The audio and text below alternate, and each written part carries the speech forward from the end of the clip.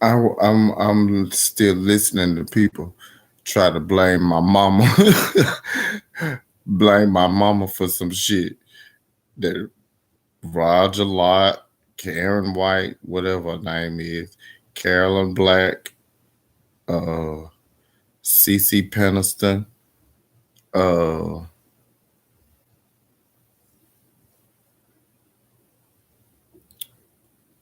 John Jackson 5, and Criminal Justice Blackwell all got on government papers said that is an assisted suicide attempt by the Social Security Administration.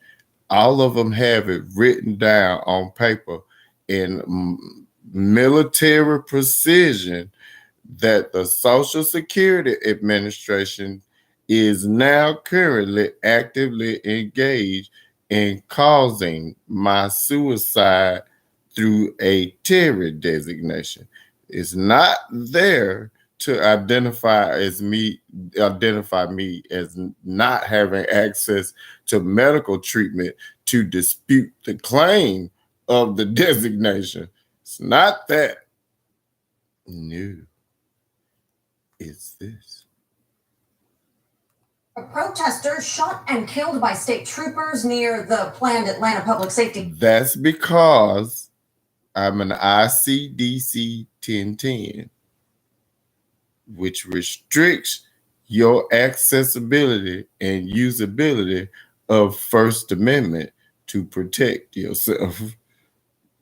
Can't use that. Training Center. The medical examiner's report says 26-year-old Manuel Paez Terran. Also in Southwest Atlanta, officers are investigating another shooting on Johnson Road near Westside Park.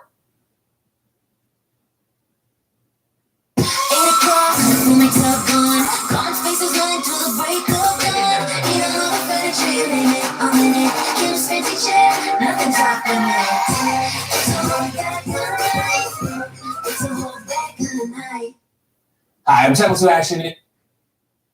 And everybody that knows me knows if that's true, if what I'm saying is true, that there is a United States government agency who has taken my property and allowed my mother to die while doing so, should go and ask the people that, just ask the bitches I went to school. You don't even have to ask everybody. Just go pick 10 random bitches I went to school with. Just ask them how Zora is going to respond to that. Has been shut down until further notice because of sick. So today, DeKalb County released the autopsy report. I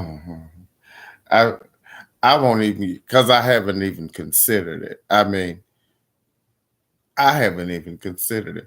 Miss Evers, I understand she does quite well considering it. You know, she sets up all types of protections for herself, like presidential protections, because she considers it.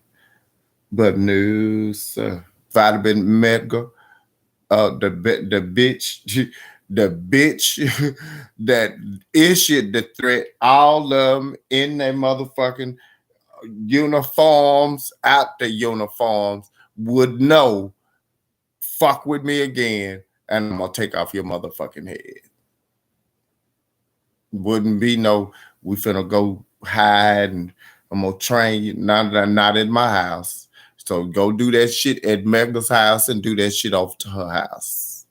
Do that for the Evers and them. I do this shit where I grow the fuck up and everybody around me know, you fuck with this, I'm gonna fuck with you. That's how I do it. I told you that before. New tonight, police are in bed.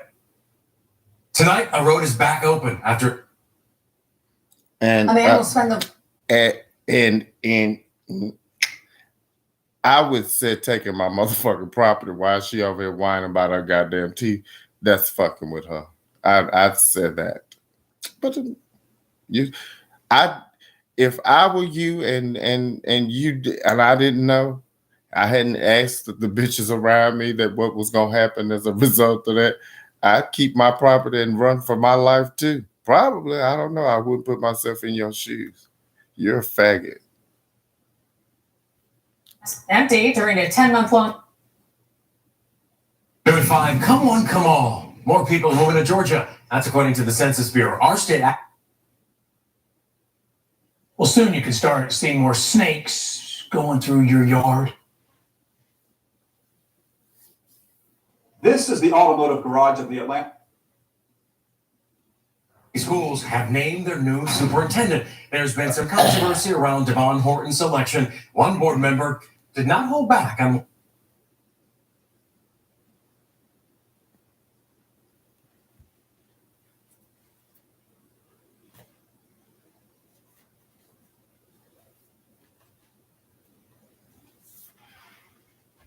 Fired first, Tehran or a trooper. Yeah. Unbelievable. Somebody, just anybody just moving this dude. He was in a fight with somebody. And he ran over and he hit him. He tapped him on the head like, and then he ran and hid behind the gang. Faggot.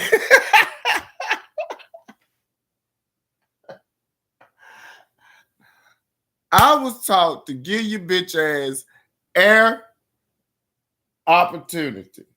This bitch eliminate air and opportunity and take off running, scared to damn death. So, you ain't getting no air and no opportunity. Plus this morning, millions in emergency. Today, Metro Atlanta begins to celebrate the life of civil rights activist Carolyn Banks, who is the first ever Black woman to serve on the Atlanta City Council. Just hours from now, a viewing will take place starting at 10 at the Murray Brothers Funeral Home, and the public, they can also pay their respects until 5. Another viewing will be held tomorrow at 10 with the Catholic Mass following at 11. Mass will be at St. Paul, the Cross Catholic Church. Right now, police are searching for the person who shot and killed a young man who just welcomed his first son into the world. This Saturday, a funeral will be held for 19-year-old Calvin McDowell. He was found shot to death last Thursday in the front yard of a home on Woodland Avenue in Southeast Atlanta. His girlfriend tells us McDowell was setting his sights on a rap career and raising their 8-month-old baby, and he was very happy to be in the child's life. He didn't even get a chance to be a father for real. He was just taking off in his career. Atlanta police have not said what led up to the shooting, but Shay tells 11 Alive it was a case of Calvin being in the wrong place at the wrong time.